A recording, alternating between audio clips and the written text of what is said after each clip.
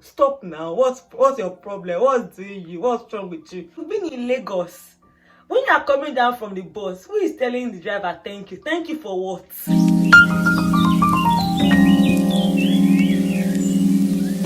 This is going to be an interesting one, and today I'll be talking about 5 culture shocks that hit me as soon as I arrived in the UK. So my darlings, if you are watching me for the first time, I am Ada and I'm also known as the Legal Pepe.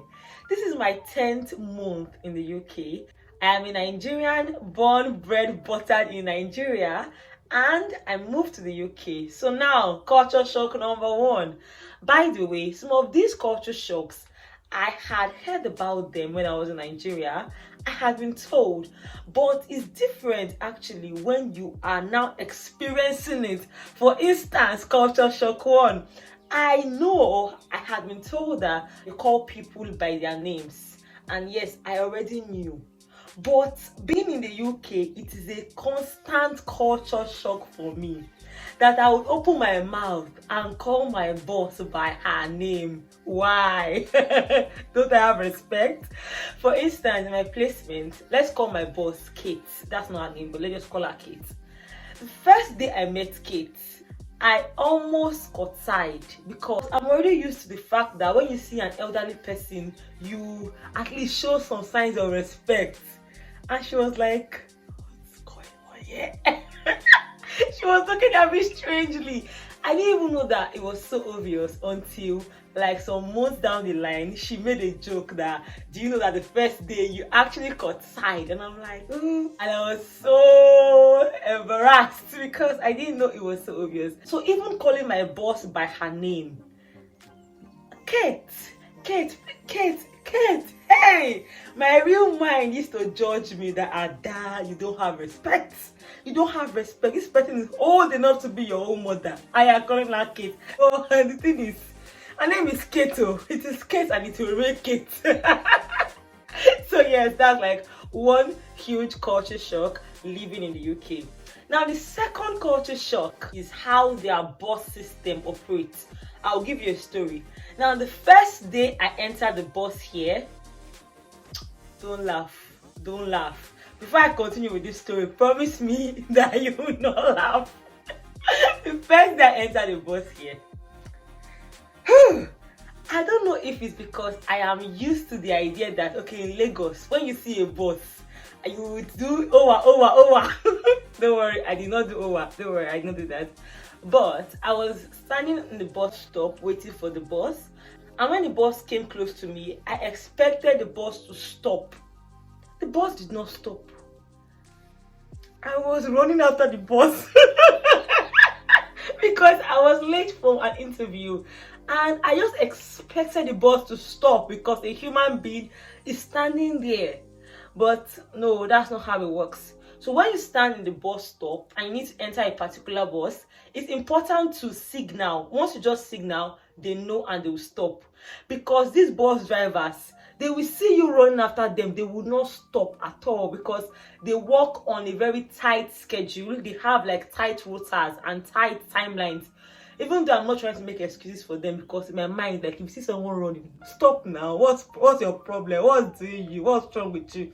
But they not stop for me. That day I actually almost missed my interview. I ended up booking a taxi to go there because I missed my bus. I expected the bus to stop because a human being was standing. But in this place, nobody said yeah, papa. They not said me, they just zoom. No wahala, maybe I'm here. Then also about the bus system, there are 2 sides of the road most times, so you have to be careful the right side you should be on so that you not just waste your time being on the wrong side of the road. Also about bus, once you are highlighting from the bus, you are supposed to tell the driver thank you. And the first day I'm like, thank you. Because if you've been in Lagos, when you are coming down from the bus, who is telling the driver thank you? Thank you for what? But yeah, you will say thank you. And I actually like that because the fact that someone is rendering a service to you does not mean you should not thank them for their service. So that's actually a culture shock that I like. So that's it about the bus system. Now, number 3. They don't give nylon bags for free. In fact, I don't know why I'm calling it nylon. It is actually called paper bags. People are tush. Like paper bags. So if you go shopping, maybe you go to a store, you most likely would pay for the nylon bag or the nylon. You will pay for it. It's not free. And that was so ridiculous to me. Like the first day, I think it was Morrison's. That's the first store I went to. And I paid for the bag. It shocked me. It shocked me. Like, why would I shop in your store and still pay? And the bags are not expensive, maybe 20p, 40p, depending on the store. But it's still ridiculous to me that you'd have to pay for a bag. The only places I don't get to pay for my bags are places like Primark, it's free. Places like all these African stores. But if you go to a normal store, you're going to pay for a bag.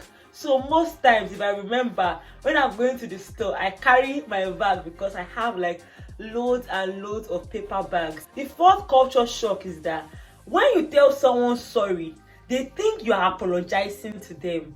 And I don't even understand. Let me give an instance. If I see someone coughing, my natural instinct would be to tell them, oh, sorry. And a British person will tell you, why are you sorry? You didn't do anything wrong.